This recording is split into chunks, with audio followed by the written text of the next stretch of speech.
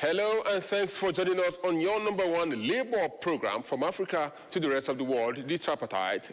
I am your host, Abulu Osemwahu. Now, in the month of March, there were several celebrations. Essential Workers Day, we had the Waters Day, and we have the Truth to Know Day. We have Ending Slavery Day, and also As Young as You Feel Day. That is for our pensioners or the retirees, as the case may be. So in today's package, I will be telling you about kleptocracy. Do you know what that is? Take a listen to this. Yes, kleptocracy is when you have thieves occupying positions of governance. That is the tip of the iceberg. We'll bring you a program held by the Nigerian Labour Congress, the American Solidarity Center, civil society groups on ending kleptocracy and illicit financial flows. Also in this package, do you know that health workers in 24 affiliate unions went on a protest in Abuja demanding a reversal of a certain bill? What is that bill? A bill to control them or a bill to submerge them? And maybe you just take a listen to our Let's Talk segment and you get a feel of that.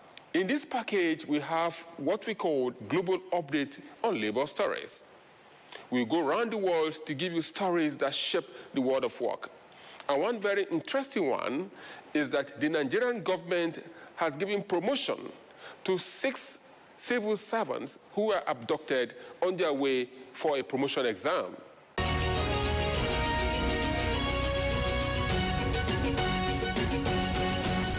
Did you know? And something different people who, if they come together, Nigeria should not import food. And the day Nigeria stops importing food, there will be millions of jobs here. Nigerians will not gather. The day we have water in every home in Nigeria, we will have the planners that we were talking about and level #1. The day Nigeria gets it right, we'll have people talking about the 4th industrial revolution and artificial intelligence. One of the things that is happening in Nigeria now, look at the Nigerian banks in Africa. Access, UB, GTZ. You are succeeding in that area. Look at the area of fintech. Nigeria is doing something, but Nigerians must know that your GDP of 500 billion, never talk about it. Never talk about your GDP being 500 billion. It is a shame. Keep it quiet until in 5 years your GDP is 2 trillion. Then you can begin talking. Because that is what Nigeria can do to the rest of us. Once you are 2 trillion, then you begin to talk. Then we begin to, Nigeria can then become the anchor of West Africa. And when Nigeria becomes the anchor of West Africa, there will be no Japa in West Africa. When South Africa becomes the anchor of Southern Africa, there will be no Japa from Southern Africa. When the Democratic Republic of Congo becomes the anchor of Central Africa, there will be no Japa from Central Africa. When Egypt and Morocco become the anchors, there will be no Japa from the Maghreb. When Kenya and Uganda and Ethiopia and Tanzania become the anchors, there will be no Japa from East Africa, and Africa will become a respectable continent because we'll have solved all our problems. But of course, not all problems can be solved. Most of our nagging problems, and our young people will be proud to be in the continent of Africa, dignified. And that dignity is what will make Africa to be respected throughout the world.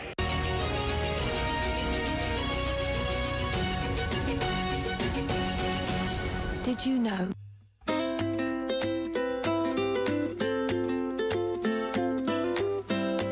Comrade Festus Osifo, President Pengasan, President TUC. You are watching Tripartite on AIT. Welcome back. Did you know it's always open for sponsorship and any other segment on this program? So let's quickly go to the Nigerian Labour Congress, the American Solidarity Center, and Civil Society Forum, where they discuss how to end kleptocracy and illicit financial flows. If you don't know what these two means, please take a listen.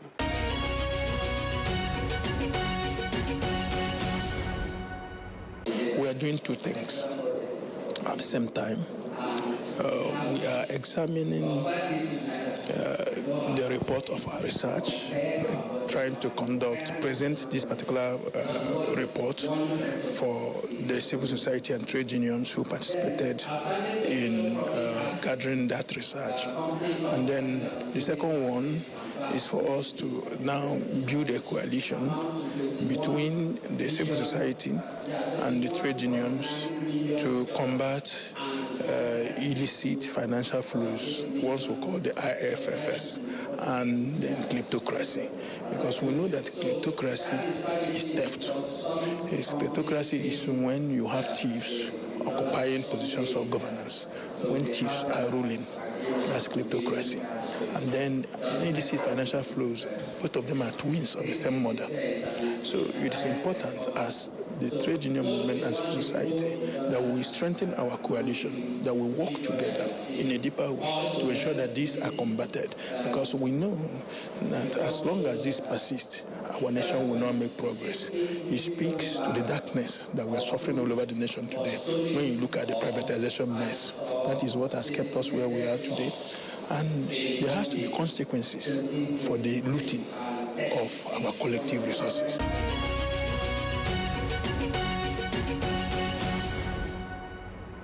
The Nigerian system has shown that both men and women are involved in illicit financial flow and kleptocracy because this has eaten deep into the system.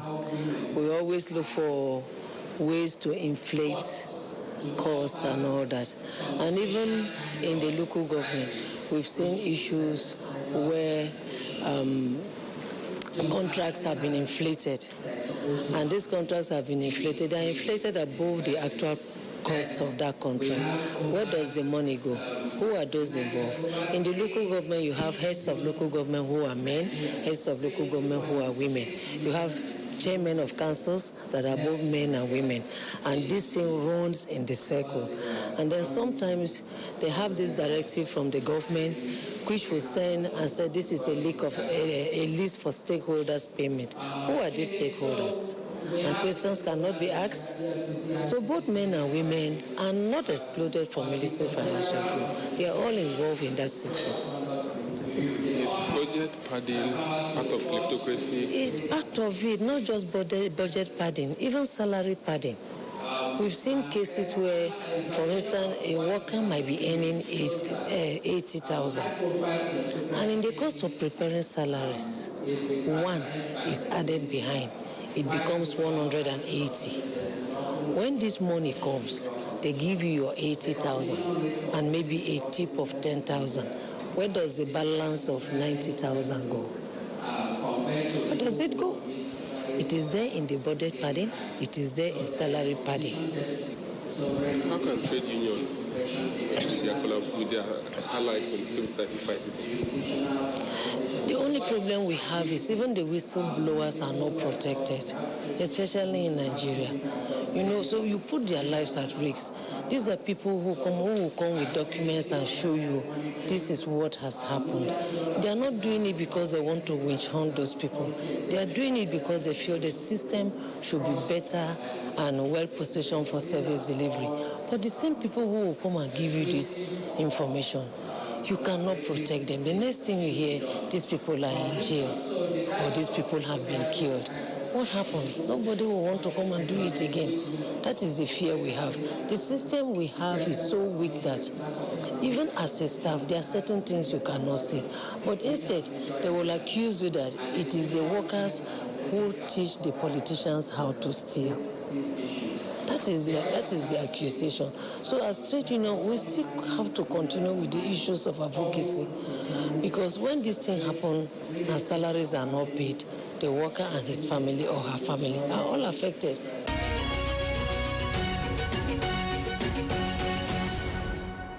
It's part of the tax justice campaign and the fiscal policy regime space for good governance. We are also here to validate a report that is on the drivers, and threats of kleptocracy. Who are those that are perpetuating kleptocracy, and what are the threats and the driving force for kleptocracy? Yeah, for instance, issues around corruption, poverty, illicit financial flow, theft, misinvoicing, non-transparency, and issues around the governance, misstructures of governance, issues around godfatherism, patronage in government cycles, and stealing money, government money for patronage. Why is the trade union involved in this? Yeah, because kleptocracy is a major hindrance to public funds to fund good governance, to fund decent work, and to fund better wages for the working people.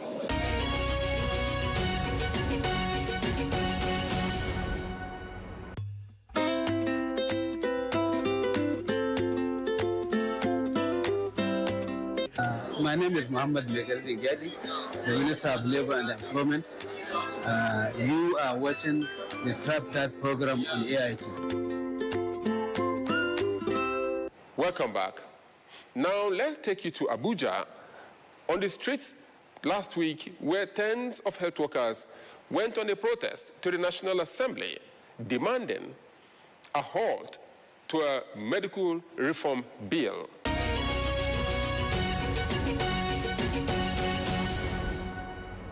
It is called Healthcare Amendment Executive Bill 2026. 24 of them. 24 of them. And no professional bodies in the healthcare sector was carried along.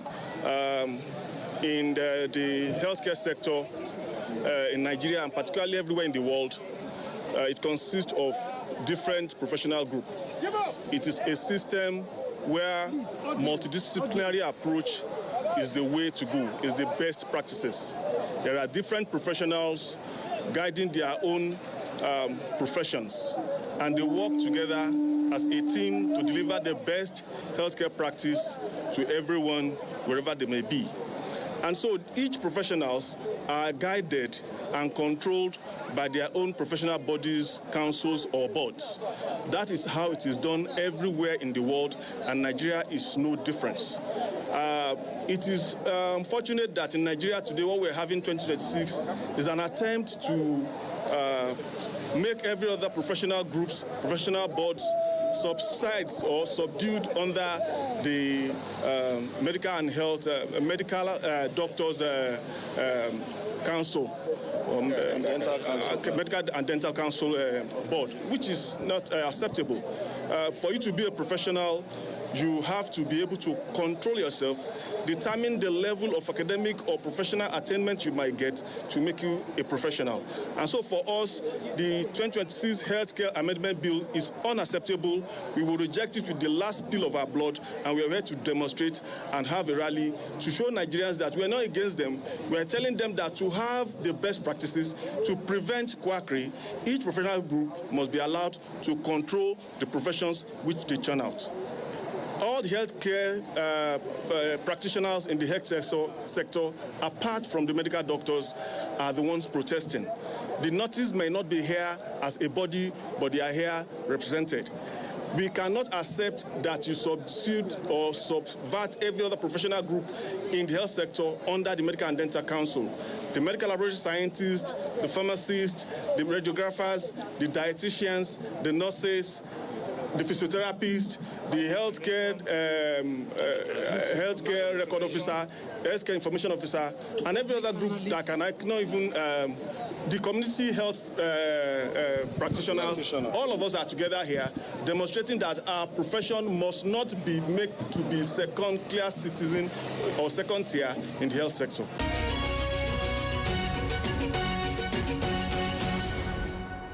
Consultants Association of Nigeria had in 2018 filed a suit against all the professional regulatory agencies professional associations and trade unions in the health sector in Abuja High Court suit number FHA ABJCS 559/2018, seeking a declaration of the court that the Medical and Dental Council of Nigeria is the sole body to make rules and regulate clinical laboratory practices and practice of other professions allied to medicine in hospitals and clinics generally. Medicine and dentistry being the umbrella covering to every medicine-related professional practice to which it traces their origin. As they fail woefully to substantiate their frivolous claims, the Honorable Justice Awuri Chikere struck out the case for want of evidence. They have again regrouped through their colleagues who are cabinet ministers and advisors in the corridors of power, in the Federal Ministry of Health and Social Welfare, and other ministries another ministry in the President Tinubu administration, to unilaterally propose executive amendment bills for all health professions and to insert in the Medical and Dental Council law clauses to override the regulatory powers and functions of other health professional regulatory agencies. Yes. Medical and Dental Council of Nigeria and Medical Laboratory Science Council of Nigeria. Of course, these laws are statutory laws, so no healthcare professional body can take control over the other. Yes. We say no to any form of apartheid in the health sector. Our comrades, we say no to any form of strangulation of other healthcare professionals. We say no to all forms of intimidation of other healthcare professionals. Legislating on matters before the Court of Justice. It will be in contravention of the rule of the National Assembly of the Federal Republic of Nigeria to legislate on the matter before a court of competent jurisdiction. The medical and dental practitioners are seeking to deceive the Federal Executive Council and the National Assembly to amend these laws to secure what they could not prove or substantiate in the Court of Justice. Yes. In conclusion, comrades, solidarity. Forever. Solidarity. Forever. No Joesu. No health sector. The attempt to force apartheid regime in the Nigerian health sector by imposing medical and dental practitioners over the Professional Regulatory Council control of other healthcare professions that are distinct and separate from medicine and dentistry will spell doom for the health sector in Nigeria. Medical practitioners are seeking to redefine and subjugate other professions in Nigeria. The National Assembly is called upon to reject these bills as currently articulated in the greater interest of peace and stability in the Nigerian health sector ecosystem. Is that our position? Yes! Is that our position? Yes! If you are in support, say aye. Aye! Yes, freedom comes by struggle. Thank you. The National Assembly is hereby advised to obey its rules, especially the Senate Standing Order 52 subsection 5, which state that reference shall not be made to any matter on which a judicial decision is pending in such a way as might, in the opinion of the President of the Senate, prejudice the interests of parties thereto.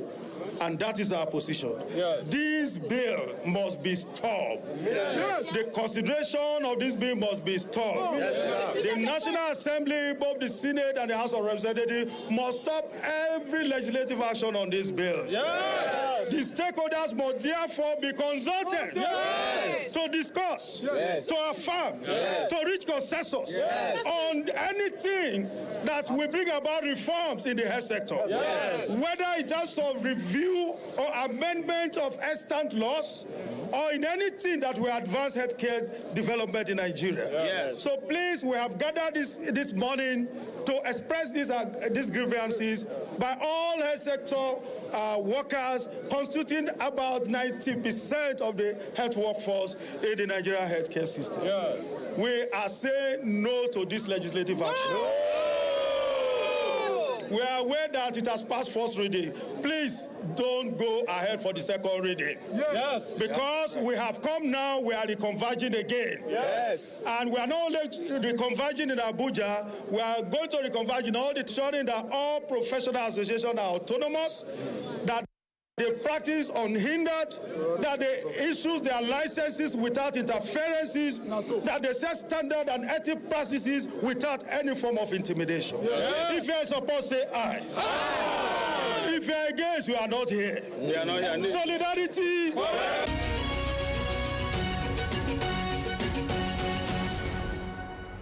Welcome back. Let's take a listen to global stories shaping the world of work from Africa to the rest of the world, and from the rest of the world to Africa.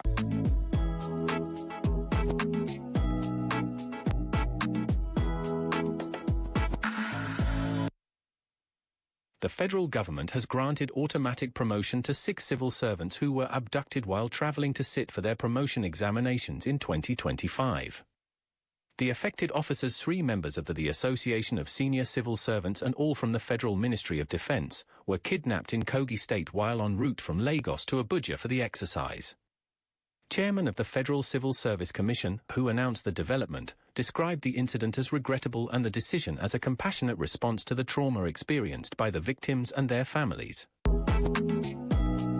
Trade unions in Nigeria have been cautioned against abuse of approved constitution for their seamless operations in service to their members. The warning was laid down by the Minister of Labour and Employment, Mohammed Dingyadi, at the presentation of certificate of registration to a newly registered union. The minister, who was represented by the Registrar of Trade Unions, warns the union of an immediate withdrawal of certificate should there be any report of misuse of privileges. Officials of the newly recognized union assured the minister of their determination to promote and protect the welfare of their members and contribute meaningfully to economic development. Migrant fishers from Taiwan joined the Massachusetts labor community to call for enforceable protections for the distant water fishers who supply tuna to American dinner tables. These groups include Wi-Fi Now for Fishers' Rights at Sea, Greater Boston Labor Council, the North Shore Labor Council of Massachusetts, Unite Here, New England Joint Board Mass COSH, Massachusetts Nurses Association, Massachusetts AFL-CIO State Fed, New England Seafarers Mission and Chinese Progressive Association, CPA Boston. Workers and Children's Rights Writers International, WCRWI, joined workers and their families around the world to mark the World Essential Workers Day.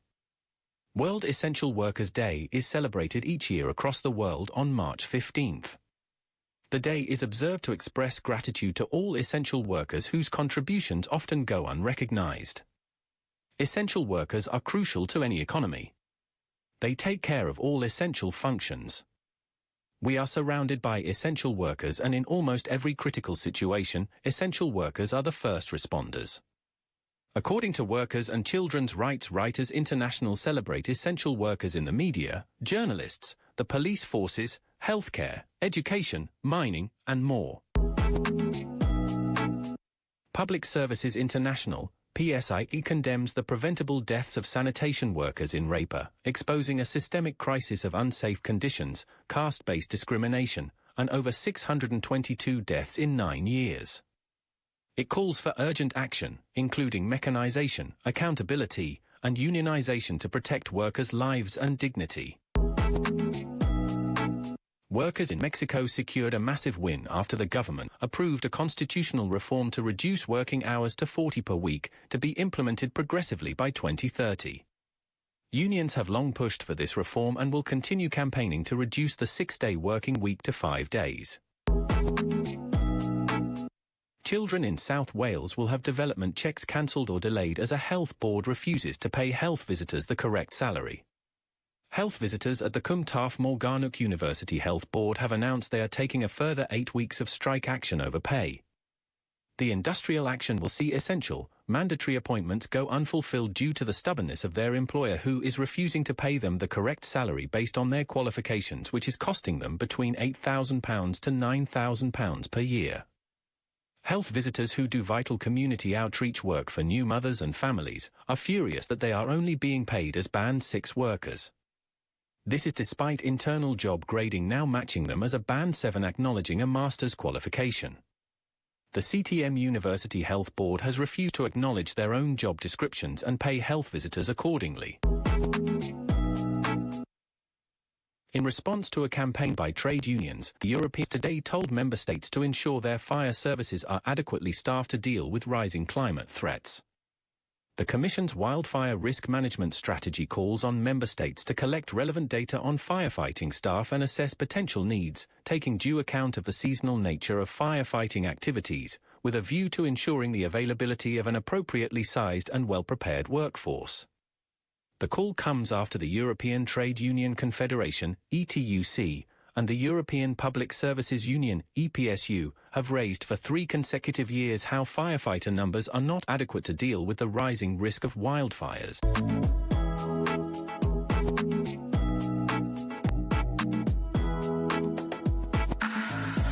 Now you can send us a mail, send us a WhatsApp message of what kind of partnership, collaboration, support you want to have with us on the social media handles displayed.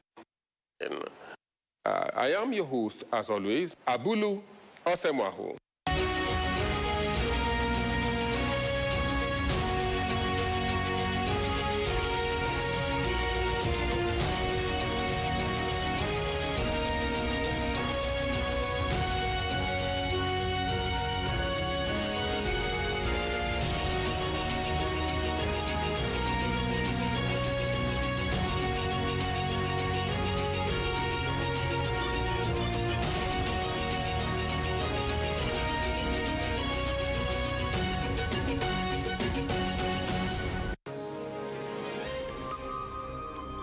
AIT, sharing the African experience. The issues as they